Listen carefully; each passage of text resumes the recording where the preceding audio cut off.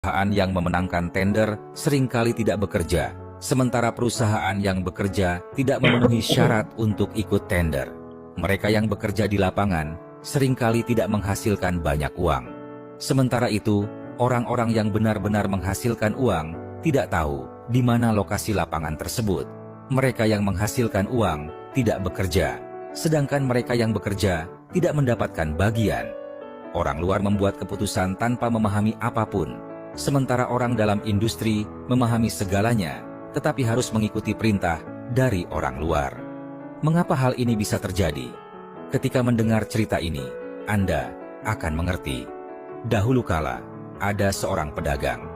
Dia menyewa seorang koki yang sangat berbakat bernama Pak Joko. Keduanya membuka sebuah restoran bernama Surga Rasa. Pak Joko tidak menginvestasikan modal, hanya menerima saham. Tak disangka, usaha mereka semakin berkembang, dan kemudian mereka membuka beberapa cabang lagi. Pedagang itu menghasilkan banyak uang, tetapi saat itu Pak Joko tidak merasa senang. Dia berpikir bahwa restoran bisa menghasilkan uang sebanyak itu berkat dirinya. Dia marah karena pedagang itu hanya memberinya bagian yang sangat kecil. Semakin banyak uang yang dihasilkan, semakin marah dia, sehingga dia merencanakan sebuah tipu daya. Suatu hari, Pak Joko sengaja mencampurkan obat pencahar ke dalam makanan, menyebabkan pelanggan mengalami diare. Pelanggan marah, membuat keributan, dan merusak reputasi restoran. Pedagang itu harus mengeluarkan uang untuk menyelesaikan masalah tersebut. Kemudian, pedagang itu mengetahui bahwa Pak Joko adalah pelaku di balik semua ini. Jika itu orang biasa, mungkin tidak perlu berpikir panjang, tetapi pedagang itu sangat cerdik. Dia hanya mengangkat Pak Joko sebagai manajer restoran.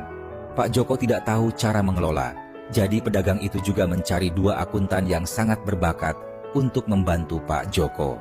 Kedua orang ini sangat cerdas dan terampil. Pak Joko tidak perlu melakukan apa-apa, hanya duduk minum teh, bersantai, dan berjemur.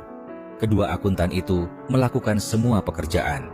Begitu berlalu 25 tahun, Pak Joko tidak mampu bekerja lagi dan ingin pulang ke kampung untuk pensiun. Sebelum pergi, pedagang itu menyiapkan untuknya 2 peti perak. Saat itu, Pak Joko merasa malu dan berkata, "Dulu, saya adalah orang yang mencampurkan obat pencahar. Saya telah merusak reputasi restoran."